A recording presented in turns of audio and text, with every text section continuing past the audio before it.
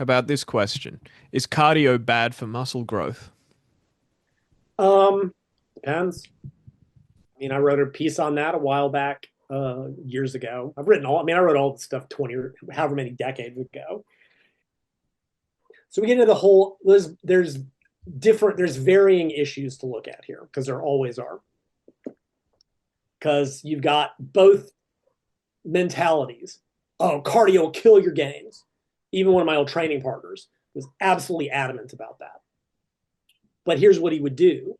He would go into contest prep and he would immediately start running from the get. And he would lose muscle. Well, yeah, but that's dumb, right? It wasn't cardio that was the problem.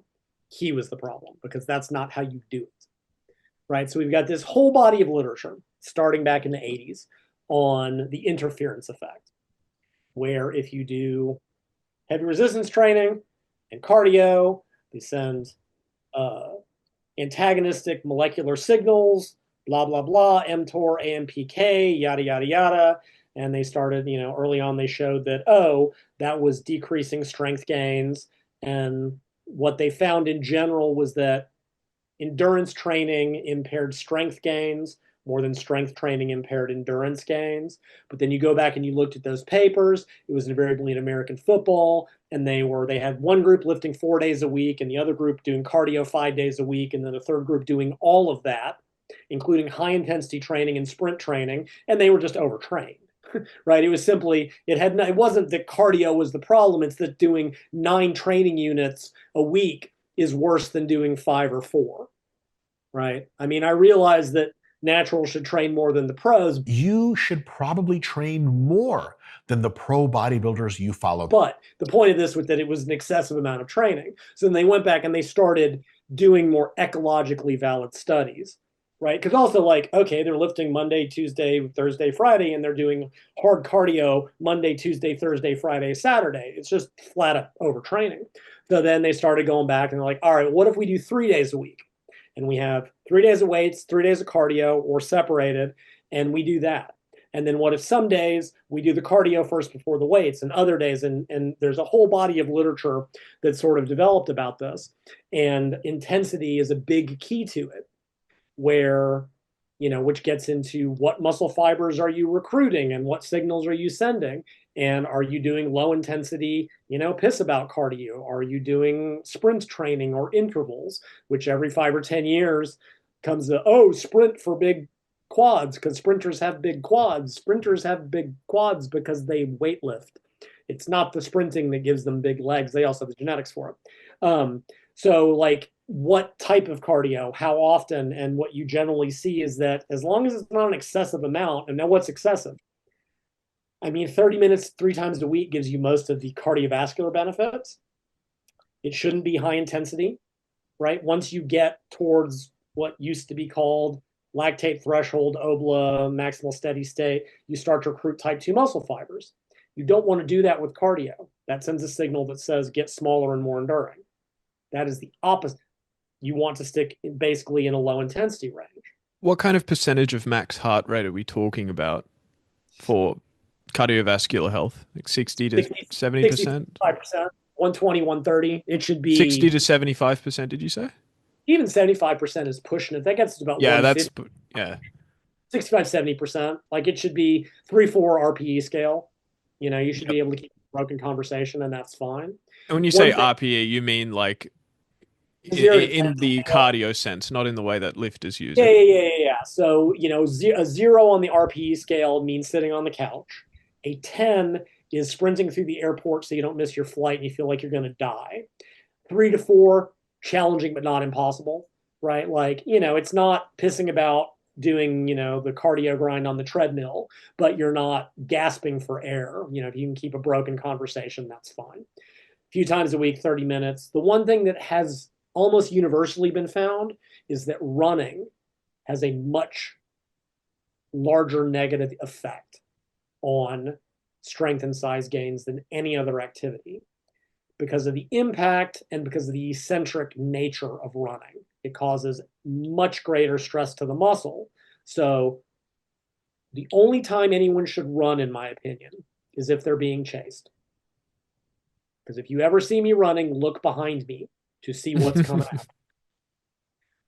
Running is the thing, like keep it on the elliptical, the treadmill, stationary bikes, whatever. Rowing machine. I mean, Rowing machine. Yeah, yes, that anything. kind of distributes the stress across That too. the Also whole the body, elliptical. right? So I like the rowing machine. Yeah, I like the elliptical because you can just zone out and not have to pay any attention. Mm. But yeah, avoid running if you can absolutely avoid it. And there was at one point kind of, and this got into the deep molecular stuff about, again, mTOR and AMPK and all this stuff. It's actually one of the few articles on my website I've ever deleted, but only because it was just, at the time, it was correct, but the data changed.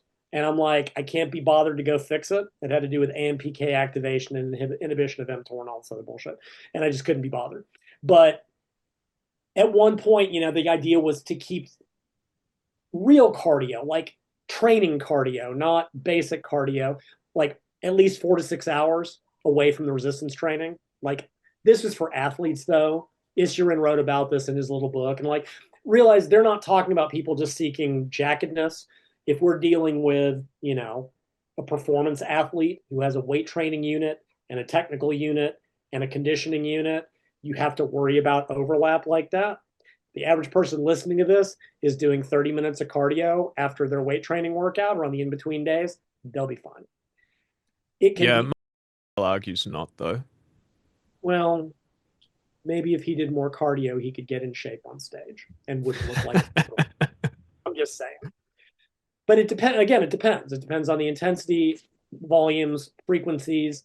I do think, that if you look again back at, the decades of anecdote, it was generally that, the ectomorph, the hard gainer, should probably avoid cardio because it's burning calories that need to be replaced and need to go to muscle mass.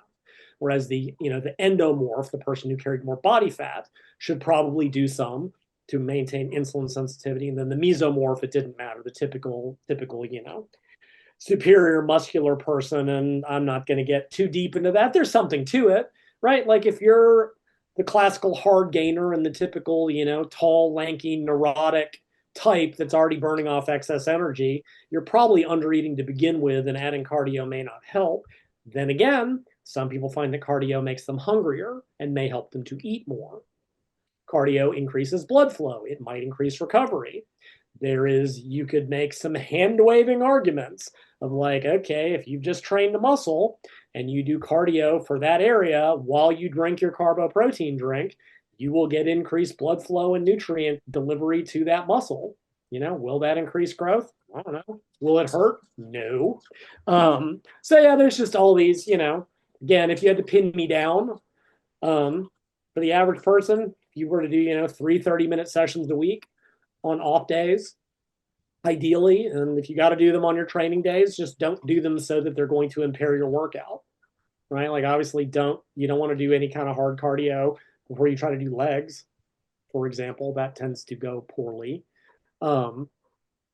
That's plenty to develop, basic cardio fitness. Might improve recovery, might improve appetite, won't really hurt anything in my opinion.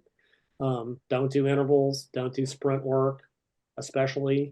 That was always back in the 2000s when that got super popular. A bunch of bodybuilders went out and tried to start running track sprints. There were a lot of torn hamstrings. A lot of torn hamstrings. Cool. That's super helpful.